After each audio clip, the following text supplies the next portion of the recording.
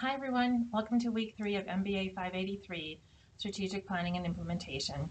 This week we're going to look at a variety of topics including the basic functions of management. We're going to look at the basic functions of marketing, the nature and role of finance and accounting, and describing the role and the nature of an internal assessment. And all of those 4 topics are going to be related to our major topic, which is formulating strategies. So we think about the topic of management. The functions of management include 5 areas: planning, organizing, motivating, staffing, and controlling. If we look at the topic of planning, which is what we've been talking about for the last 2 weeks, planning means the forecasting, establishing objectives, devising strategies, and developing policies that support those strategies.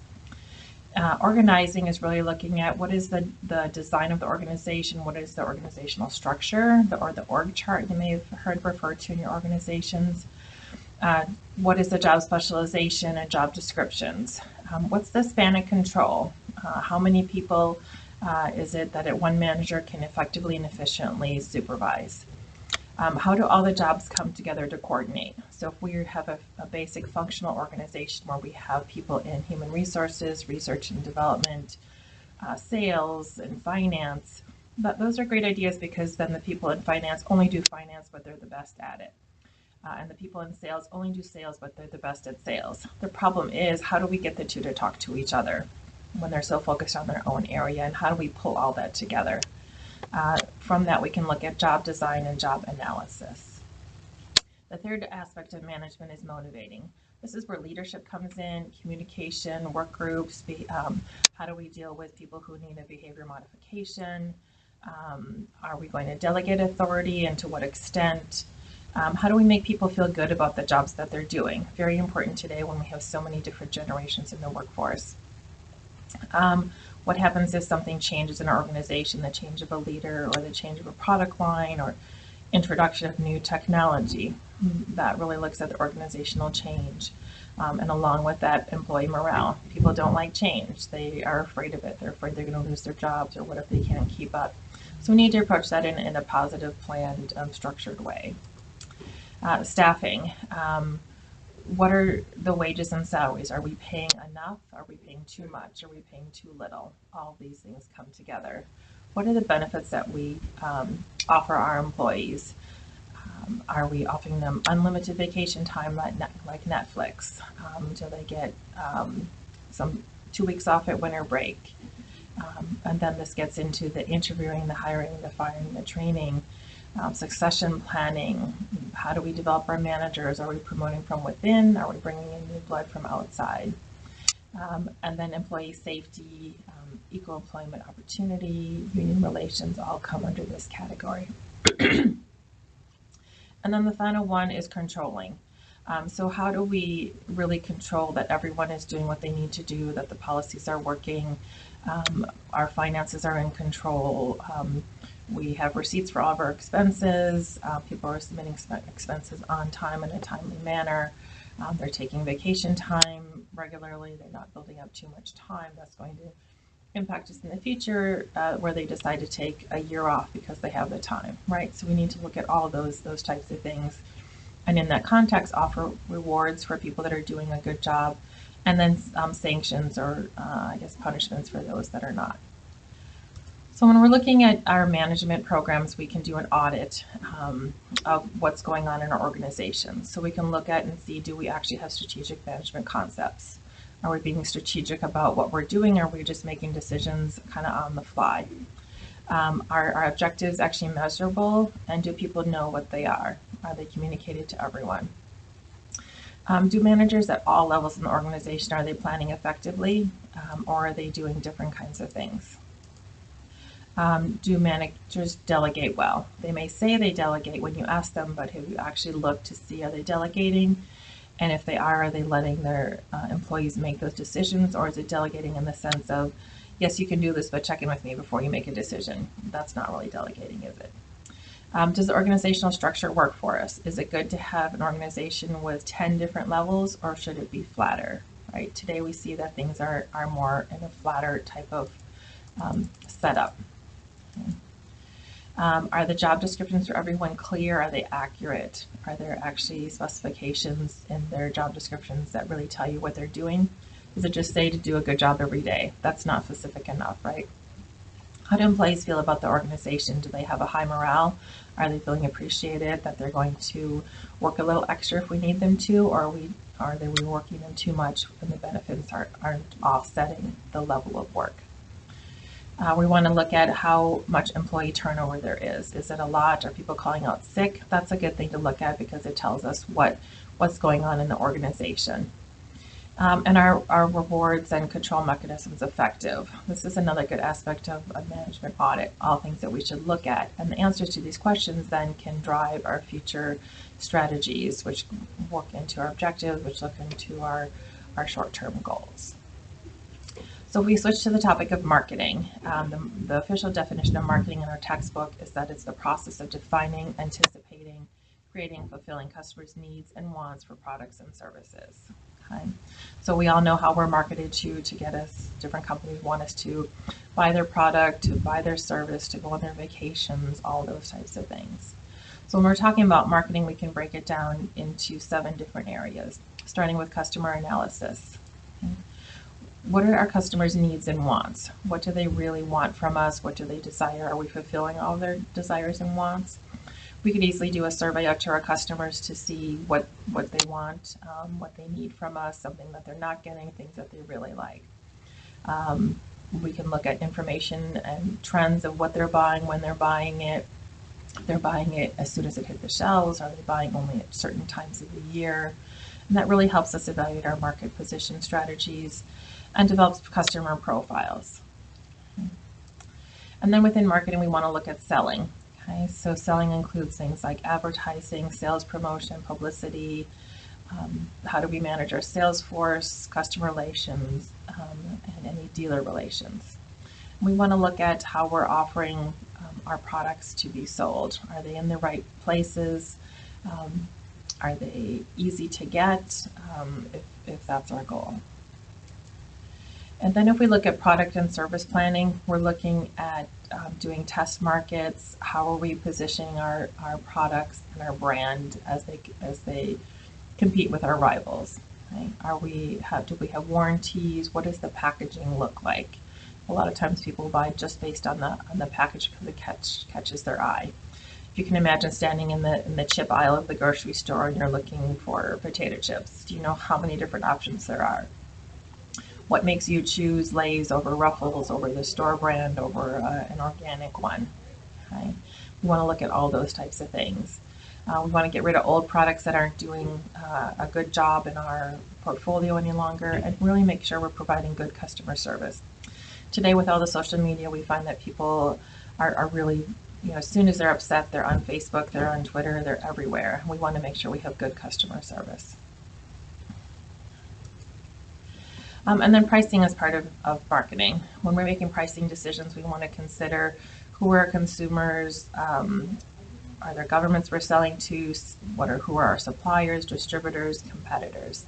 So if we think of Walmart as an example, they always tell us that everything is low price. So it doesn't matter if you go there for paper towels or to get your oil changed, to buy gas, to get your hair cut. It's always low price, right? They are always about everything that is inexpensive. They never tell us customer service will be great, because it's not. They tell us that everything is low price. So that's important to them, that whatever they're taking into the organization can be given back out for a low price. Okay. And then if we think of distribution, how are we getting things to our people? I'm sure many of you have Amazon Prime. I know myself, my boxes come to my house at least once a week. There's a box from Amazon. But in order to do that, we need to see how is that happening. Are we going to continue shipping to homes? Are we going to have retail site locations, which Amazon has now moved into with the purchase of Whole Foods? Wholesaling is another way, distribution, and also retailing. So we have to consider all of that as we're doing these things. And then market research. Market research is really how are we going in a systematic way gather, record, analyze data about our customers, about our products, about our services. This can really be crucial in uncovering a critical strength and weakness of our organization. And then the cost benefit analysis. So we really need to look at what is the total cost associated with a decision. So if we decide to end a product, what is the total cost of ending that product? And can we assume that those customers are going to come over to another product we have, or are they going to go elsewhere? Can we estimate the total benefits from the decision and compare the total cost with total benefits? So we can go through all of this by doing a simple marketing audit. And we really want to look at our marketing segments, are they effective? The way that we have things sorted, are they really coming into the organization? Are we positioned well among competitors? If you look at Domino's, they were Domino's Pizza for a long time, not positioned well. I think we all looked at them as the cheap pizza when you didn't have enough money to get something better. But they've really changed how they're doing things so that they are not Domino's Pizza anymore, they're just Domino's. And they've done a good job of repositioning themselves in the pizza market, but they've also considered themselves not a pizza company, so they're more in the restaurant market now. We want to look at whether our market share has been increasing. Are there present channels of distribution? Are they reliable? Are they effective? Does the firm have an effective sales organization? Are sales people out? Are they talking to people? Are they getting sales, or is that not working? And we want to look at, are we conducting market research? We just talked about how it's important, but are we really doing it? Are we doing it effectively? Are we getting the information that we need to get? If we switch to the finance and accounting functions, we want to look at 3 types of decisions: the investment decision, the financing decision, and the dividend if we're a publicly traded company. So we look at the investment, so capital budgeting. So how are we going to allocate our resources and to cover our projects, our products, our assets, the division of an organization? If we switch to financing, that's really looking at the best structure for our capital for the firm, and how are we going to raise capital? Are we selling product lines? Are we buying buildings to reduce rent? How are we going to finance a new building? Is it going to be through loans, investors? How is that going to happen? And then dividends. That really concerns what is the percentage of earnings that are going back to stockholders. Stockholders like to know that they're making money, but the organization leaders need to decide if the stockholders are going to get paid at the expense of products or employees. And that's a big thing to really weigh out and make sure we're doing it right. So when you think of finance and accounting, we really want to look at where are we in good standing financially, and where are we weak? Do we have long-term capital needs that are coming up that we've not planned for? Then that's something to take a look at. Can we raise the money we need to raise for short-term capital to do something, to buy a product line, to diversify? Can we raise needed long-term capital? And if we can, does it mean taking on a long-term debt that's going to cost us money in the long term? Do we have enough cash on hand or working capital to be able to do what we need to do? And are our budgeting processes efficient? Do we do it in a timely manner, or are we just going month to month, right? We should really look at how those are happening in the long term.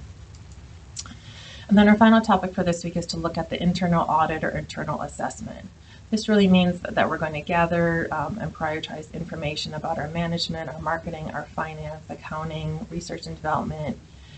All these types of things come together. We want to look at who are the people? What is the value of what we're offering to the public through our products or services? And the positive of this is it provides an opportunity for everyone in the organization to understand how their jobs, their departments, their divisions fit into the whole firm. One way to do this is through the RBV, the resource-based view approach, and that really contends that internal resources are more important for a firm than external factors.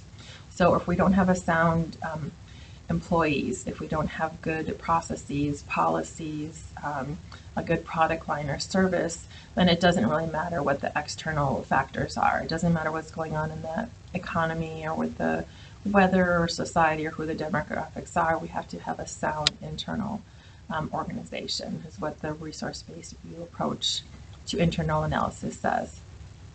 So a lot of the people that really like the RBV say that the organizational performance will be determined by internal resources that can be grouped into 3 categories: the physical resources, the human resources, and the organizational resources. So the physical resources are those things like the plant, the equipment, the location, any of the raw materials that we have, the machines. Human resources include the employees, our training, how experienced are our employees, their knowledge, their skills, abilities. And then the organizational resources include the structure, the planning processes, the information systems, any patents, trademarks, all of those are considered internal organizational resources. Now it's important to consider that for a resource to be valuable, it has to either be rare, hard to imitate, or not easily substitutable. And these are really called the empirical indicators that go along with the resource-based view. These really allow us in an organization to implement our strategies to improve our efficiency or effectiveness and really get us into that category of having a competitive advantage. And then within the internal analysis, we're going to look at our culture. Do we have a strong culture in the organization, or do we have to have a lot of policies and procedures that guide the organization? Many organizations today are doing away with a lot of written policies and procedures, and just focusing on the culture. So if we have the right people in the organizations, they'll go ahead and kind of govern each other and really keep each other in mind. So those are our topics for week 3. We'll see you next week.